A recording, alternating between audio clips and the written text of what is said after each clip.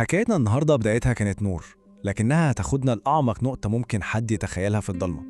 رحلة عن أمل بيضيع، وعن محاولة يأسى عشان نلاقي ولو شعاع نور واحد قبل فوات الأوان. الجملة دي مش مجرد كلام بيتقال، لأ، دي تعتبر نبوءة باللي جاي. هي المفتاح اللي فتح باب الجحيم نفسه وقفل وراه أي فرصة للنجاة. خلونا نتعرف على بطل قصتنا، كريم. شاب حياته كانت عبارة عن لوحة مثالية، كل حاجة فيها متخطط لها صح، مستقبل باهر كان مستني. تخيلوا معايا مهندس طيران طموح، أحلامه حرفياً طايرة في السماء. ابن كان كل حاجة لأبوه وأمه، كل قطعة في بازل حياته كانت في مكانها بالظبط. قصة نجاح، عارفين اللي هي مثالية زيادة عن اللزوم لدرجة إنها تقلق. بس زي ما بيقولوا لكل بناء عظيم في نقطة ضعف بتهده، والغريب هنا إن نقطة ضعف كريم ما كانتش منه هو، لأ، كانت جاية من بره. خطر ليه اسم وليه وش بني آدم. وهنا بقى بتبدأ رحلة الانهيار، الرحلة اللي سحبته من قمة نجاحه ورميته في بير ملوش قرار. السم دايما بيتقدم في عسل. البداية كانت جملة بسيطة: سيجارة هتنسيك تعب الشغل كله. كانت مجرد تجربة. الكلمة دي بالذات، الكلمة اللي بتبدأ بيها كل قصص النهاية. تجربة واحدة شكلها بريء قوي، بس فتحت عليه أبواب جحيم عمره ما كان يتخيل أصلاً إنه موجود. انهيار ما خدش وقت، كان سريع ومخيف. بصوا بدأ بإيه؟ تجربة بريئة، في لحظة اتحولت لمنحدر بيزحلقه للإدمان الكامل، وبعدها تيجي مرحلة الخسارة.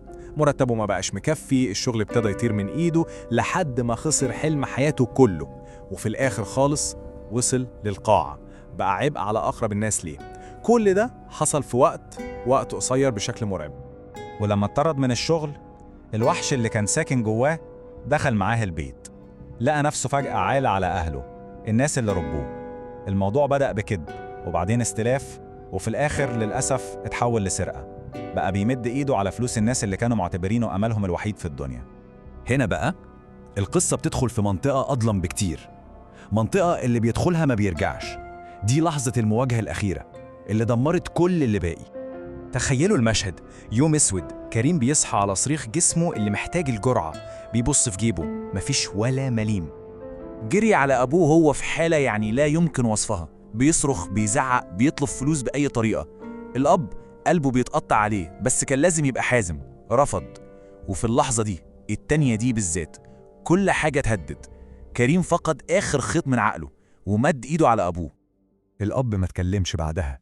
وجعه الحقيقي ما كانش من الإيد اللي اتمدت عليه، لأ، وجعه كان من الوحش اللي شافه في عينين ابنه.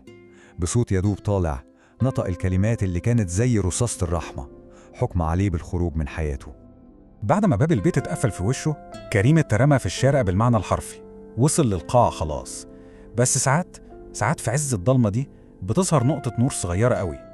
لقى نفسه وحيد منبوذ في برد الشارع اللي بياكل في العظم. وفي ليلة من الليالي دي، بعد جرعة زيادة كانت خلاص هتكون الأخيرة، جسمه ما قدرش يستحمل أكتر ووقع على الأسفلت الساقع فاقد الوعي. كان ممكن يموت ومحدش ياخد باله أصلا، لكن فجأة وقفت عربية قديمة ونزل منها راجل. المفارقة هنا مؤلمة. مهندس الطيران اللي كان حلمه يلمس السماء بقى مرمي على الأرض، وراجل غريب بيشيله من وسط التراب. لفتة الإنسانية البسيطة دي كانت بداية لحاجة مختلفة تماما.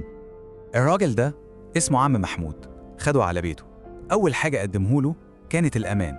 لما كريم فاق، أول جملة سمعها كانت أنت في أمان. الكلمتين دول كانوا كفاية عشان يخلوه ينهار ويعترف بكل حاجة. الخطوة التانية كانت الدعوة للصلاة. عم محمود ما عاتبهوش، ملوموش، كل اللي عمله إنه خده معاه الجامع يوم الجمعة، وهناك حصلت حاجة زي المعجزة. الخطبة كلها كانت كأنها رسالة من السماء ليه هو بالذات، بتتكلم عن الإدمان وعن التوبة وعن رحمة ربنا. كل كلمة في الخطبة كانت بتنزل على قلبه زي المطر، حس إن ربنا بيكلمه.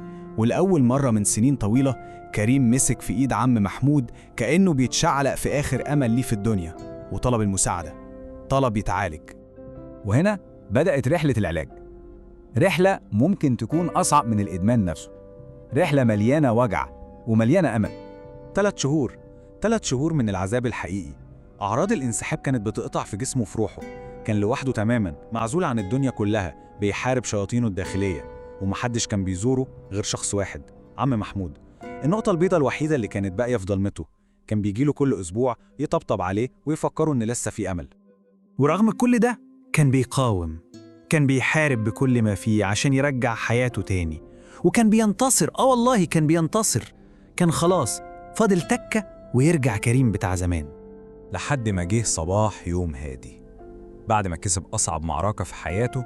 دخلت الممرضة الأوضة عشان تطمن عليه، لقيته نايم، بس كانت نومة أبدية. الروح طلعت لربنا. المأساة هنا إن جسمه اللي دمره الإدمان لسنين طويلة ما قدرش يستحمل ألم التعافي، وفي إيده لقى ورقة صغيرة، رسالته الأخيرة لأهله، بيطلب منهم السماح وبيشكر الراجل اللي أنقذ روحه في آخر أيامها، وكتب فيها أمنيته الأخيرة. قصة كريم بتورينا وشين لعاملة واحدة، إيد بتقدم لك السم وإيد بتمدلك بالرحمة.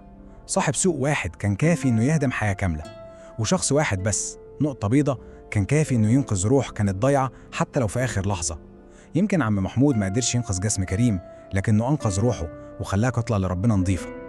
والسؤال اللي بتسيبه لنا القصة دي في الآخر مش بس مين صاحب السوق اللي لازم نبعد عنه، لأ، السؤال الأهم هو مين فينا ممكن يكون هو النقطة البيضاء في ضلمة حياة حد تاني.